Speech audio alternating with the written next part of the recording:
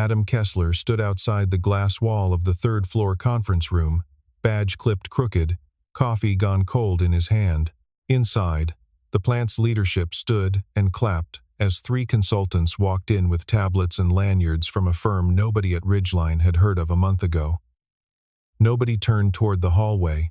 Nobody remembered his name belonged to the system they were about to hand off to strangers. They replaced the single dad who had kept their production line alive for 3 straight years with new experts, not knowing he was the one who had trained every single one of them. Some men spend years building something, then watch a stranger get thanked for it in a room they were never invited into. This one earns its ending. 5:15 in the morning, and the Kessler kitchen smelled like burnt toast and coffee. Adam scraped the black edges into the sink, while Maddie sat at the counter in her school uniform, swinging her feet, going through a stack of flashcards for a math quiz she swore she didn't need to study for. "You always say that," Adam said, sliding a plate toward her. "And you always study anyway. Because you make me." "Because I love you," he said, and she rolled her eyes the way 10-year-olds do when they mean the opposite. He drove her to school first, then himself, 20 minutes north to the Ridgeline manufacturing plant on the edge of Tulsa, a low gray building that made precision valve assemblies for the energy industry and had, for 3 years now, been the place Adam clocked in at 6 in the morning wearing a maintenance uniform with his last name stitched over the pocket. Nobody at Ridgeline knew what he used to do. Nobody had asked. The job posting had said maintenance technician, and Adam had needed steady work fast, the kind that didn't care about resume gaps, or why an engineer might suddenly be applying to keep machines running instead of designing them. He'd taken it 2 years after Laura died, when Maddie was 8, not long after Falcon Dynamics folded his entire engineering division into a larger unit during a corporate merger and eliminated it outright. 20 positions gone in a single announcement that had nothing to do with performance and everything to do with a balance sheet. The bills hadn't cared why the job disappeared, only that it had, and Ridgeline's maintenance posting had been the fastest steady paycheck he could find. The line hummed the way it always did, and Adam walked its length before his shift officially started. The way he always did, checking pressure gauges out of habit more than duty. Rachel Simmons found him there at 6:40, clipboard in hand, blazer a little too crisp for a factory floor she'd been running for 2 years. "Morning," she said. "Line 3's been throwing intermittent faults since Tuesday. Maintenance log says you cleared it twice." "Cleared it twice," Adam said. "It'll come back. It's not a fix, it's a patch." "Can you patch it again today?" "I can. Somebody should look at the root cause eventually." Rachel made a note, the kind of note that meant nothing would happen with it, and thanked him, and moved on down the line the way she always did, quick and polite, and entirely unaware that the man she was thanking had written the control logic she was standing 3 feet away from. That was how it worked between them. She knew him as the guy who fixed things. He knew her as the woman who signed off on whether things got fixed the cheap way or the right way. Neither of them asked much beyond that, because the floor of a manufacturing plant wasn't a place where people traded resumes. By 9 that morning, an email went out to department heads. Ridgeline had signed a consulting contract with Falcon Advisory, a systems integration firm, to conduct a full modernization review of the plant's automated production controls. A team would arrive Monday. The email, sent under Gary Pruitt's name, used the word legacy twice when describing the current system, and the word outdated once. Adam read it standing at a break room table, sandwich half unwrapped, and said nothing to anyone, because there was nothing yet worth saying, and because for 3 years silence had been easier than the alternative. Diane Marsh had worked in Ridgeline's records office for 22 years, long enough to remember when the plant's control system was still a stack of blueprints instead of software, and long enough to be the one stuck pulling old contractor files so Pruitt's office could hand a complete technical history to the incoming consultants. The archive room smelled like toner and old cardboard. She worked through a box labeled Falcon Dynamics Install Records, 6 years old, mostly binders of wiring schematics and commissioning reports nobody had opened since the day they were filed. Near the bottom was a folder that hadn't been touched. System architecture, signed and stamped, engineer of record listed on every page. A. Kessler, Lead controls engineer, Falcon Dynamics. Diane sat with that for a long moment before it landed. Kessler. The maintenance guy who wore his last name on his shirt pocket and never said much beyond good morning. She didn't say anything that day. The non-disclosure clause she'd signed when she started handling contractor personnel records was old but still binding. And beyond that, some habits from 22 years of quiet paperwork don't break just because something surprising turns up in a box. She photocopied the page, folded it once, and put it in her desk drawer instead of the handoff packet, telling herself she'd figure out what to do with it later.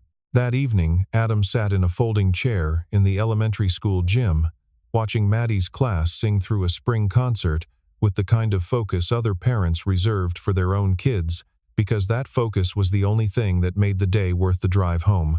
Maddie found him afterward in the crowd, still in her paper crown, and he lifted her once, quick, the way he'd done since she was small enough that it didn't strain his back. "Did you see me mess up the second verse?" "I saw you recover like a professional," Adam said. And she laughed, and for a few minutes the plant, the email, the word legacy, none of it existed. He drove home that night thinking about the system anyway. 6 years ago he'd spent 11 months on site at Ridgeline as Falcon's lead, building the control architecture from a set of specifications nobody thought a plant that size needed, training a crew of junior engineers who'd go on to careers he never followed. He remembered the late nights calibrating sensors with a kid named Trevor Nash, who asked more questions than anyone else on the team and wrote everything down in a battered green notebook. He hadn't thought about Trevor in 3 years. He didn't know yet that Trevor was flying into Tulsa on Sunday night, or that the folder in Diane's desk drawer would matter before the month was out. What Adam did know, driving home under a sky just going dark, was that the system he'd have to keep patching for strangers next week was the same one he'd built with his own hands, and that nobody arriving Monday would have any idea, and that not being known was a thing he'd gotten used to in a way that didn't feel like relief anymore so much as it felt like waiting. Diane didn't sleep well that night. Somewhere between the archive room and her kitchen table, the photocopy in her drawer had stopped feeling like paperwork and started feeling like a decision she hadn't made yet. Falcon Advisory's team arrived Monday morning in 2 rental SUVs, 4 consultants in matching gray polos, led by a man introduced to the plant floor as Trevor Nash, senior systems engineer, 29 years old, holding a tablet like it was an extension of his arm. Pruitt walked them through the facility personally, the kind of tour usually reserved for board members, gesturing at the production line like a man showing off a house he didn't build. "This is where the legacy system runs," he said near line 3. "Frankly, it's held together with duct tape and whoever happens to be on shift." Adam was 15 feet away, wrench in hand, close enough to hear it. He didn't look up. Trevor crouched by the control cabinet, scanning the wiring with something between curiosity and recognition he couldn't yet place. "This architecture's clean," he said, half to himself. "Cleaner than I expected for something this old." "It's had a lot of patchwork," Pruitt said. "Which is exactly why you're here." Rachel joined the tour partway through, shaking hands, asking sharper questions than Pruitt did about timeline and cost, the questions of someone who'd have to answer for both later. When the group reached line 3, she nodded once at Adam, the small acknowledgement she always gave him, and kept walking. Trevor caught the nod and glanced at the man in the maintenance uniform for half a second too long, some part of his memory snagging on nothing he could name yet. That evening, back at his kitchen table, Adam listened to Maddie read out loud from a school assignment about jobs people do, half a paragraph about firefighters, half about doctors. She looked up midway through. "What do you actually do at work, Dad?" "Like, what's the whole job?" "I keep the machines running," Adam said, which was true, and which was also the only sentence he'd used to describe his work in 3 years. "Read the next part." "You're doing good." She went back to the paper without pressing it, the way kids do when an answer sounds complete even when it isn't, and Adam was grateful in a way he didn't examine too closely. At the plant, the consultants spent the week running diagnostics on a system that mostly didn't need them, generating reports full of language like end-of-life infrastructure and recommended full replacement numbers with enough zeros that Rachel read the draft budget twice before forwarding it up the chain. Pruitt loved the report. He forwarded it to the corporate office with a note about modernizing before the efficiency audit scheduled in 3 weeks, the audit that would determine whether Ridgeline's plant kept its current staffing levels or lost them to a facility in Ohio that had already switched vendors once. Nobody on the consulting team asked the maintenance staff a single question about the system's actual failure history. It didn't occur to them that the person best equipped to answer was standing in coveralls at the far end of the floor, restocking a parts cart, listening. Friday afternoon, one of the younger consultants, a woman named Erica, who'd clearly drawn the short straw for floor walkthroughs, stopped near Adam's cart to ask if he knew where the electrical panel schematics were kept. He pointed her toward the records office, then, almost as an afterthought, mentioned that the panel labeling didn't match the current wiring in 2 spots, and told her which 2. "How do you know that?" "I relabel things when I find them wrong. Nobody updates the master copy." She thanked him, wrote it down, and moved on without asking who he was, and Adam went back to his cart the way he always did, unbothered in a way that had stopped being entirely true weeks ago and had started, quietly, to cost him something he hadn't fully named yet. The first real failure came on a Wednesday, 11 days into the consulting contract.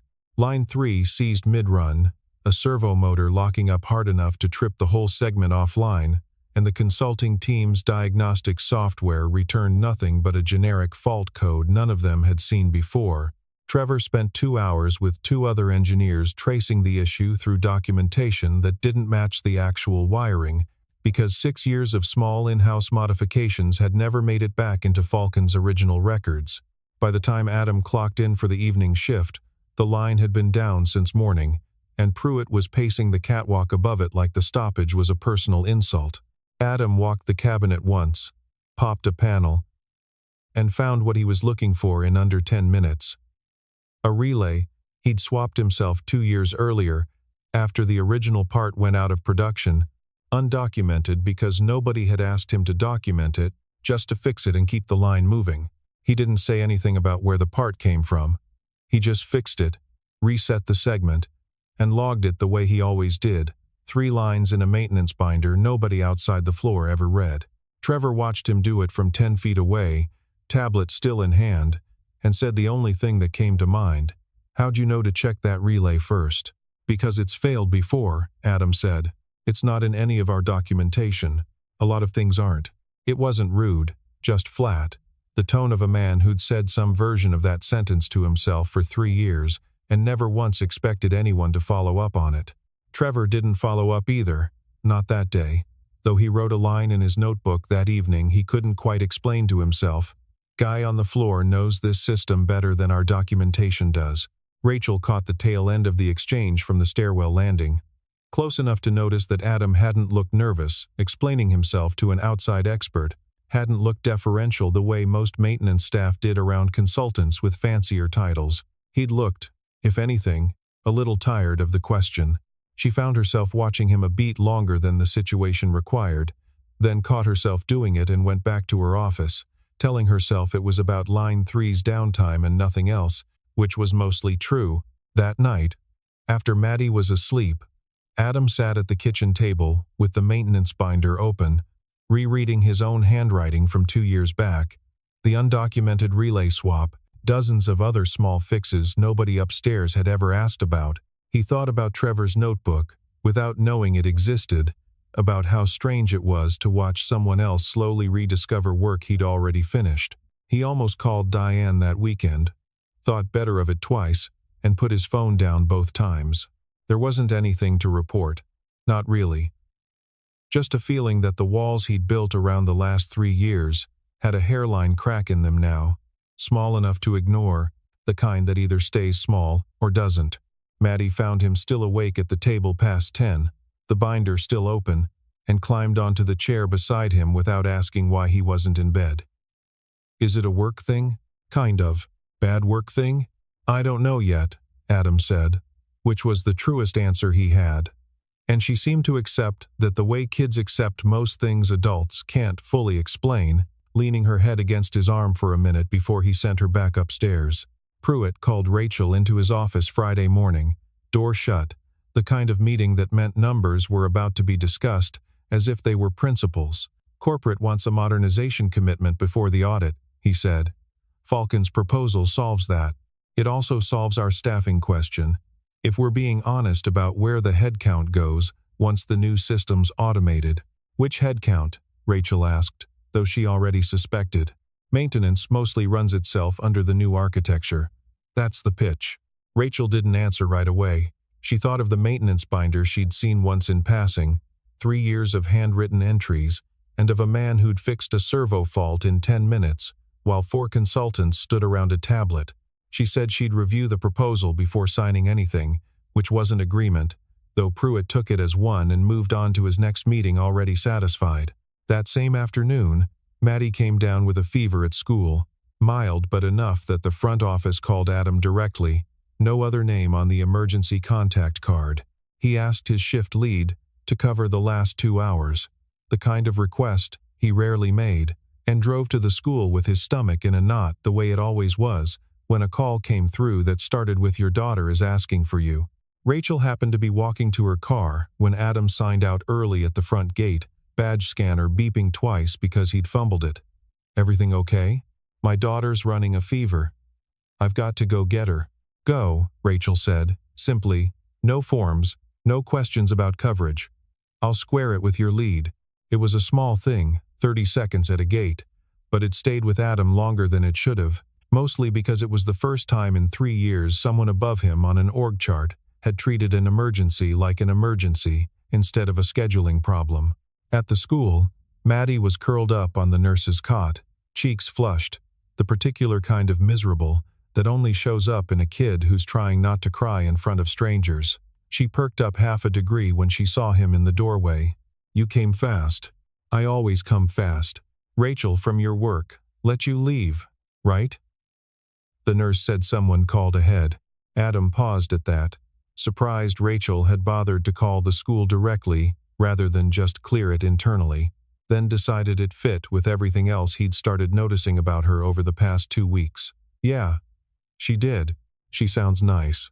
"She's all right," Adam said, and Maddie, fever and all, gave him a look that suggested she'd caught something in his voice he hadn't intended to put there. Back in the records office, Diane finally worked up the nerve to bring the photocopied page to Rachel's door, then stood outside it for almost a full minute before turning around and walking away, telling herself it wasn't the right time with the fever call and the early exit, that she'd catch Rachel Monday instead. It was, in truth, 22 years of habit telling her to wait for permission that wasn't coming, and the folder went back into her desk drawer for one more weekend. Maddie's fever broke by Saturday evening.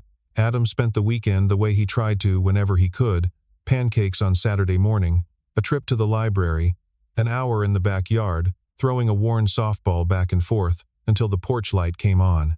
He didn't think about Ridgeline once. Not really, though the modernization proposal sat unread in his personal email, forwarded to all staff as a courtesy nobody expected him to open.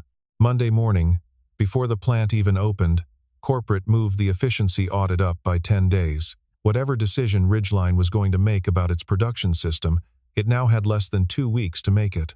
The moved-up audit put everyone on edge, Pruitt most of all, which meant Trevor's team was pushed to finalize the modernization plan faster than any of them were comfortable with. Trevor spent Monday night in the plant's records office cross-referencing Falcon's original commissioning files against the current wiring, trying to build a defensible technical history before the auditors arrived, and that was where he found Diane still at her desk long after her shift should have ended.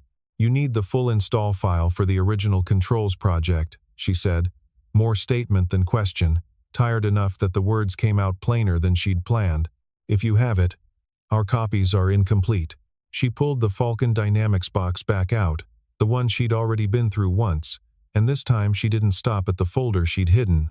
She handed him the whole thing, photocopy included, because keeping it in a drawer had started to feel less like discretion and more like something she'd regret. Trevor found the engineer of record page near the bottom, the same page Diane had frozen over weeks earlier. A. Kessler, lead controls engineer. He sat with it the way she had, except Trevor's memory had context hers didn't. He thought of a green notebook from 6 years ago, full of calibration notes, signed off by a man named Adam, who used to say a system's only as honest as its documentation, and made every junior engineer on the crew write down every fix, no exceptions. He thought of a maintenance technician on the floor last Wednesday who'd found a servo fault in 10 minutes and said a lot of things aren't in your documentation, in the exact flat tone of a man who used to say it as a lesson. Kessler, Trevor said out loud, to no one. Adam Kessler. Diane finally let herself say it. That's him. The one who fixes line 3. Trevor didn't sleep that night either.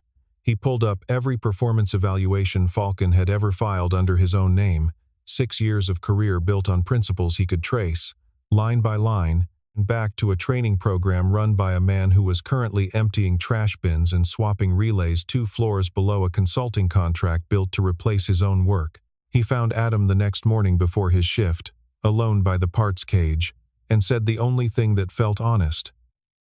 You trained me. Falcon. 6 years ago. The commissioning crew. Adam looked at him properly for the first time since the tour. Something shifting behind his eyes, recognition and resignation arriving together. Nash. You asked more questions than the rest of the crew combined. You wrote the system we're being paid to replace. I did. Trevor didn't ask why Adam hadn't said anything. He didn't need to. He'd spent enough of the night reading a folder full of specifications, signed by a man now wearing a uniform with his last name stitched over the pocket to understand that some silences aren't secrets, they're just facts nobody had gotten around to asking about. Rachel saw the two of them from across the floor, close together, something clearly serious passing between the plant's maintenance technician and the consultant sent to replace his job, and though she couldn't hear a word of it, she recognized the particular stillness of two people finding out something true. Word moved through Ridgeline the way word does in a building full of people who've spent years being talked over in meetings. By Tuesday afternoon, half the floor knew that the maintenance guy on line 3 had designed the very system Falcon Advisory was being paid $400,000 to replace. Pruitt heard it from 3 separate people before lunch and shut his office door for most of the afternoon. When he finally called Diane in, his first question wasn't about the system. It was about who had leaked the personnel file, and whether it constituted a breach of the non-disclosure agreement she'd signed 22 years earlier. Diane, for the first time in over 2 decades at Ridgeline, didn't apologize. I gave the consulting team accurate records, she said. That's my job. Pruitt didn't have an answer for that in the moment, so he moved on to damage control instead, drafting a memo about maintaining full confidence in the modernization initiative regardless of legacy contributions, a phrase that made Rachel's jaw tighten when she read it over his shoulder. The real crisis arrived 2 days later and had nothing to do with memos. A pressure regulation fault cascaded across 2 production lines simultaneously, the kind of failure the plant hadn't seen since the system was first commissioned, threatening to shut down the entire floor 3 days before the corporate audit team arrived to evaluate exactly the kind of reliability Pruitt had spent a month promising them. Trevor's team worked the fault for 90 minutes and made no progress, their diagnostic tools built for a version of the system that no longer matched 6 years of undocumented field modifications, none of which existed anywhere but in a maintenance binder and one man's memory. Pruitt, out of options and out of time, found himself standing in front of Adam Kessler for the first time since the tour, asking for help in a tone that cost him something to use. Can you fix this before the audit team lands? I can try. I need more than try. Then let me work, Adam said, and walked past him onto the floor without waiting for permission he'd technically never needed in the first place. Rachel followed him down, close enough to hand him tools before he asked for them, watching him move through the control cabinet with the calm precision of someone who'd built the thing from nothing rather than someone learning it under pressure. He talked while he worked, not to her exactly, more like thinking out loud in a way she suspected he rarely let anyone hear. I put a manual override on this segment, back when we commissioned it, he said, half to himself, tracing a wire. In case something like this ever happened before the automated failsafe caught up, you built a failsafe for a failure that hadn't happened yet. You build failsafes for the failures you're afraid of, not the ones you've already seen. It took him 50 minutes. When the second line came back online, humming clean, Trevor's team stood back without a word, and Pruitt exhaled like a man who just watched his own narrative collapse and get rebuilt into something he no longer controlled. Rachel looked at Adam across the cabinet, tools still in her hands, and said the thing she'd been circling for 2 weeks without letting herself land on it. "You've been keeping this whole place running, and nobody knew. You knew I fixed things. I didn't know you built them." He didn't have a clean answer for that, so he gave her the true one instead. Nobody asked. News of the fix reached the corporate audit team before they'd even landed in Tulsa, because Trevor, to his credit, put it in writing before Pruitt had the chance to shape the story his own way. His report credited the resolution to Adam Kessler, formerly lead controls engineer on the original Falcon commissioning project, currently plant maintenance staff, and it did not use the word legacy once. Pruitt tried anyway. In the pre-audit briefing, he opened with a summary that mentioned the modernization initiative, the consulting partnership, and a great deal of forward momentum, and made no mention of the 2-line failure or who had actually solved it. He was 3 minutes into it when the lead auditor, a sharp woman named Carol Weiss, who'd clearly already read Trevor's report, interrupted him directly. "I'd like to hear from the engineer who resolved Tuesday's incident." The room went quiet in a specific way. The kind of quiet that happens when a story someone has been carefully managing stops being theirs to manage. Rachel, sitting 2 seats down from Pruitt, was the one who said Adam's name and asked that he be brought in, not Pruitt, who sat through the next 20 minutes, saying almost nothing while Adam explained, plainly and without embellishment, exactly how the system worked, why it had failed, and what the actual maintenance history looked like against 6 years of undocumented fixes nobody upstairs had ever tracked. Carol Weiss asked him one question that mattered more than the rest. "Why weren't you the one running this modernization review from the start?" "Nobody asked," Adam said again, and this time it landed in the room like an accusation nobody could argue with, because it was simply, factually true. Afterward, in the hallway outside the conference room, Rachel found him first. Before Pruitt, before Trevor, before anyone else could shape what this moment meant. She didn't say anything clever, she just stood in front of him, arms crossed loosely, something openly unguarded in her face that hadn't been there in any of their brief exchanges over the past 3 years.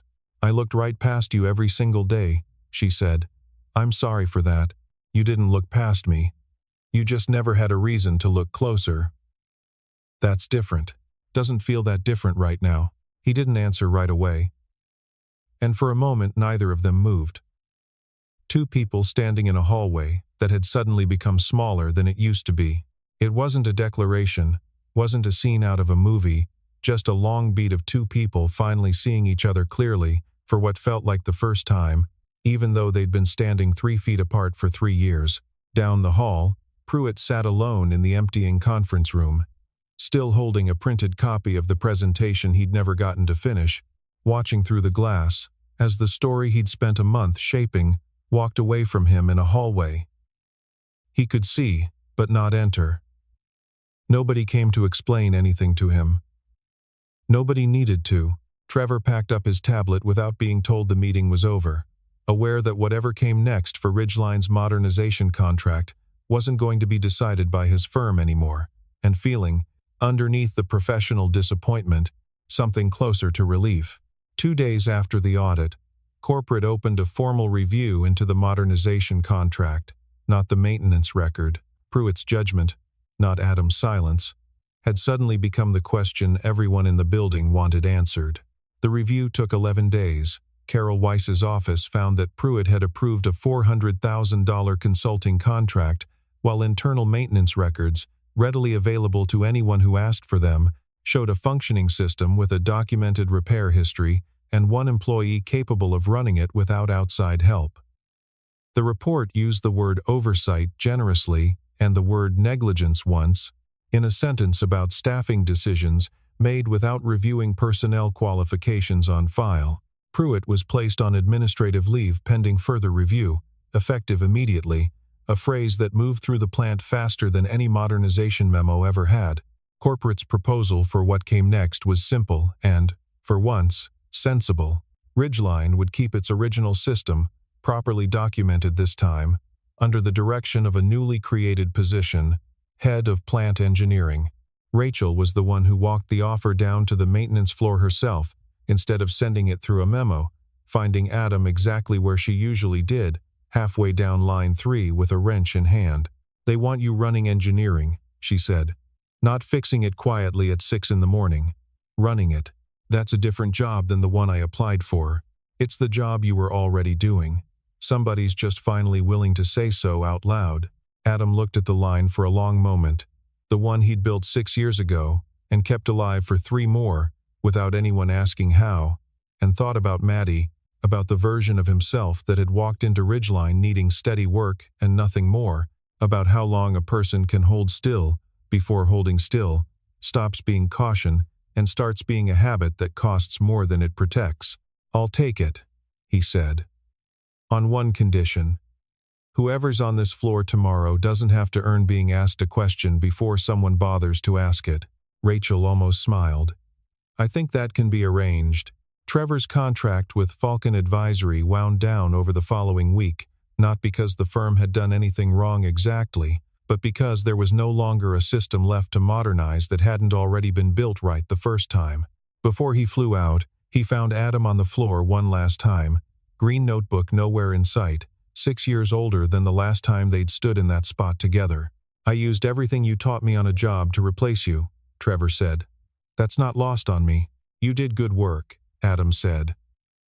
"The system's better documented now than it was when I left it." "That's not nothing. Still feels like it should be more complicated than that. Most things that end up okay felt complicated the whole way through," Adam said. "Doesn't mean the ending's wrong."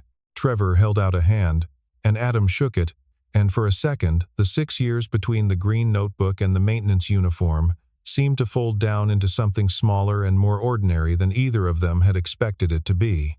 "For what it's worth," Trevor said, "the crew back at Falcon still tells stories about you. Nobody knew where you'd gone. Now they know." "Now they know," Trevor agreed, and left it there, because some things don't need more said about them than that. Diane stopped by Adam's new office 2 days later, uninvited, and set the original photocopied page down on his desk without ceremony. "Figured you should have the real one. I kept a copy for the files, but this one's yours." He looked at his own signature from 6 years earlier, ink slightly faded, and thanked her, and didn't ask why she'd waited as long as she had to bring it to Rachel in the first place, because he understood better than most people how long a person can sit on something true before deciding it's finally safe to say out loud. 3 weeks later, Adam stood in the same third-floor hallway where the whole thing had started, badge sitting straight on his collar for once, looking through the same glass wall into the same conference room. This time the meeting inside was a walkthrough of the new engineering documentation standards, and this time, when Rachel glanced up from the table, she saw him immediately, waved him in without a second thought, the way you'd wave in someone who obviously belonged. He picked Maddie up from school that afternoon, same as always, and she climbed into the truck already talking before her seatbelt was buckled. "Dad," Sophie said her mom said, "you're like the boss now. Is that true?" "Something like that. Does that mean you get your own office?" "I think so. Can I decorate it?" "Absolutely not," Adam said, and she laughed the exact way Laura used to, quick and a little too loud for the car, and he let himself enjoy it without the small ache that usually followed, because for the first time in a long while, the ache had room to breathe next to something good instead of standing in for it. Rachel came by the house on a Friday 2 weeks after that, not for work, just because Adam had mentioned, almost carelessly, that Maddie made better pancakes than he did, and Rachel had said she wanted proof. She sat at the kitchen table while Maddie narrated the recipe like a cooking show host, and Adam leaned against the counter watching the two of them, something settling in his chest that he hadn't let himself name yet. Later, after Maddie went up to finish homework, Adam and Rachel sat on the back porch step in the kind of quiet that used to feel like waiting, and now just felt like being somewhere he wanted to stay. Neither of them said anything about what this was becoming. They didn't need to. It showed in the way she'd started parking in the same spot every morning nearest his side of the lot, in the way he'd started saving her the last cup of coffee from the break room pot without thinking about it, in the small, unremarkable habits two people build when they've stopped performing for each other and started simply choosing each other, one ordinary day at a time. Maddie's window stayed open a crack that night, warm air moving through the house, and from the porch Adam could hear her humming something tuneless upstairs while she finished her homework, the ordinary soundtrack of a life that had spent 3 years quietly holding itself together and had, somehow, without him fully noticing the turn, started expanding again instead. Rachel broke the silence first, nudging his shoulder with hers. You ever think about what would have happened if that first fault report had come in on a night you weren't on shift? I try not to. Somebody else would have caught it eventually. Maybe. Would have taken them longer. Everything takes longer the honest way, Rachel said. And Adam thought that was about as true a sentence as he'd heard in 3 years, and didn't say anything else. Just let the quiet sit there, comfortable now instead of careful. For 3 years, Adam Kessler had been the man nobody looked twice at, the one who kept a plant running from the shadows, while other people got introduced as the experts. He didn't need the title to know what he'd built, but it turned out, in the end, that being seen wasn't the same thing as needing to be. It was just better. And once someone finally looked, really looked, she never stopped.